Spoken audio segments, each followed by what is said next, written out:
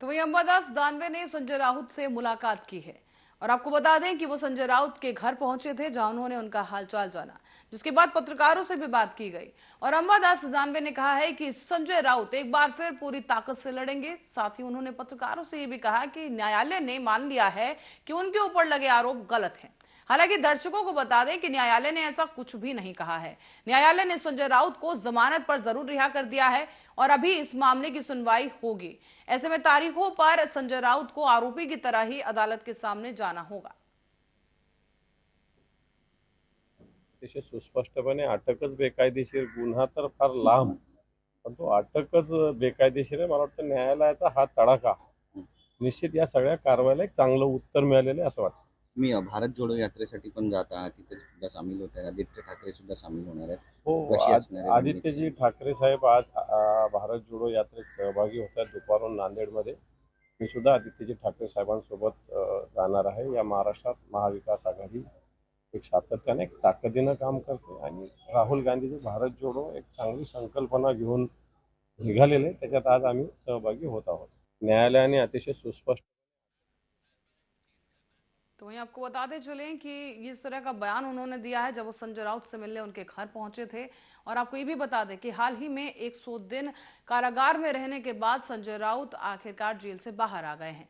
उन्हें जमानत मिली है और जमानत पर रिहाई के बाद संजय राउत के भी सुर काफी बदले नजर आए। और इसी क्रम में अंबादास दानवे उनसे मिलने के लिए पहुंचे थे, जिसके बाद वो पत्रकारों से भी रूबरू हुए और उन्होंने इस बीच कह दिया है कि संजय राउत अब पूरी ताकत से लड़ेंगे। न्यायालय ने मान लिया है कि संजय राउत पर लगे सभी आरोप गलत हैं, जबकि न्यायालय की तरफ से ऐसा कुछ भी नहीं कहा गया है। अभी भी संजय राउत जो हैं वो जमानत पर रिहा हैं और तारीख जब पड़ेगी इस मामले की, क्योंकि सुनवाई भी अभी जारी है, और ऐसे में सुनवाई की जो तारीख आएगी उस पर संजय राउत को एक आरोपी की तरह ही जाना होगा कोर्ट के सामने। हालांकि आपको बता दें कि इस वक्त मुंबई में सियासत गर्मा चुकी है और इसी बीच पूरी ताकत से संजय राउत के लड़ने की बात यहां पर अंबादास दानवे ने की है। आपको ये बताते चलें कि अंबादास दानवे संजय राउत का हालचाल जानने के लिए पहुंचे थे। और ये भी आपको बता दें कि अंबादास दानवे ने राज्य सरकार की आलोचना करते हुए कई बार पहले भी ऐसे कुछ आरोप दिए हैं। उन्होंने कहा कि सरकार किसानों के प्रति संवेदनहीनता नहीं दिखा रही। और अब दानवे एक बार फिर से संजय राउत के पास मिलने पहुंचे हैं। और इसी खबर पर शिरीष उपाध्याय हमारे साथ जुड़ चुके हैं। शिरीष, आपसे जानना चाहेंगे, यहाँ पर अंबादास दानवे ने एक बड़ा बयान दे दिया है कि संजय राउत पर जो भी आरोप लगे थे न्यायालय ने उन्हें गलत माना है। इस पर आप क्या कुछ कहेंगे? किस तरह की सियासत इस वक्त वहां पर देखने को मिल रही है महाराष्ट्र में, क्योंकि संजय राउत की रिहाई के बाद कई समीकरण बदलने की यहाँ पर आशंका हो रही है, क्योंकि संजय राउत के सुर भी काफी बदले हुए हैं। हेलो जी शिरीष।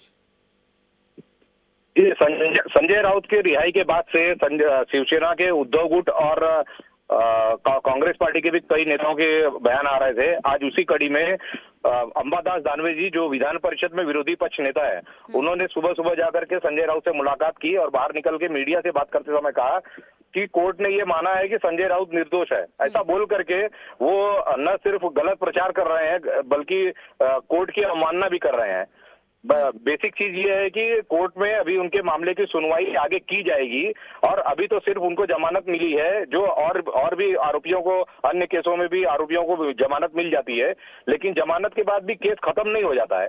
जमानत के बाद अभी उस पूरे मामले पर सुनवाई होगी और जब पूरी सुनवाई कंप्लीट हो जाएगी उसके बाद अदालत ये डिसाइड करेगी, ये निर्णय देगी कि संजय राउत जो है दोषी थे या निर्दोष थे। जबकि अंबादास दानवे जी तो अभी कोर्ट की कार्रवाई से पहले ही सारा प्रमाण पत्र दिए फिर रहे हैं। तो शिरीष, क्या लगता है कि इतनी बड़ी बात जो उन्होंने कह दी है, क्या कुछ इसके मायने निकाले जाए? नहीं, उसके मायने क्या निकाले जाए? उसके मायने सीधे निकल जा रहे हैं कि कोर्ट का जो भी आदेश आया हुआ है उसको, उसका बैकग्राउंड उसको पीछे रख करके सिर्फ गलत प्रचार प्रसार किया जा रहा है विरोधी पक्ष की तरफ से। जी सुरेश, जी। अब जैसे क्योंकि संजय राउत भी जेल से बाहर आ चुके हैं, आपसे जानना चाहेंगे कि उनके बाहर आने की वजह से अब शिवसेना में क्या कुछ हो सकता है। काफी खलबली बचने वाली है यहाँ पर, लेकिन संजय राउत के सुर इस वक्त जिस तरह से वो काफी ज्यादा सुर्खियों में रहे हैं हमेशा अपनी बयानबाजी को लेकर, और उम्मीद भी ये की जा रही थी कि जेल से बाहर निकलने के बाद संजय राउत फिर से ऐसे किसी तेवर में नजर आएंगे और कुछ बड़ी बयानबाजी वो कर सकते हैं, लेकिन ऐसा कुछ हुआ नहीं है। नहीं, संजय राउत के तेवर में तो काफी फर्क आ गया है, क्योंकि जब तक वो जेल नहीं गए हुए थे उससे पहले वो हर बात को लेकर के भारतीय जनता पार्टी की किसी भी बात हो उस बात को लेकर के भारतीय जनता पार्टी के नेताओं की खींचतान किया करते थे। लेकिन जब से वो छूट करके आए हैं, कल उन्होंने उप मुख्यमंत्री देवेंद्र फडणवीस के भी एक काम का बखान किया है। उसके बाद आज भी जबकि शिवसेना जो है कांग्रेस के मार्गदर्शन में चलते हुए कुछ एक जाति समुदाय के लोगों के पक्ष में ही काम कर रही थी, लेकिन अभी हाल ही में प्रतापगढ़ में अफजल खान का जो समाधि है, उस स्थल के आसपास जो अवैध निर्माण किया गया था उसको तोड़ा गया। ऐसा आशा नहीं किया जा रहा था कि शिवसेना का कोई नेता सरकार के पक्ष में बोलेगा, लेकिन इस पर भी पूछे जाने पर संजय राउत ने सरकार के पक्ष में ही जवाब बयान दिया है और सराहना की है कि कोई भी अवैध निर्माण है उसको तोड़ा जाना यहाँ चाहिए। पर कहीं ना कहीं ये एक आशंका उठ रही है या संभावना कहें कि क्या गुट बदला जा सकता है यहाँ पर, या दूसरी तरफ एक ये भी पॉसिबिलिटी है कि तूफान से पहले की शांति है। राजनीति में राजनीतिज्ञ और राजनीति के से संबंधित बड़े नेता हमेशा ये बोलते रहते हैं कि राजनीति को लेकर के कुछ भी कहना संभव नहीं है और राजनीति में सब कुछ संभव है। तो आगे का समय ही बताएगा कि क्या हो रहा है महाराष्ट्र की राजनीति में।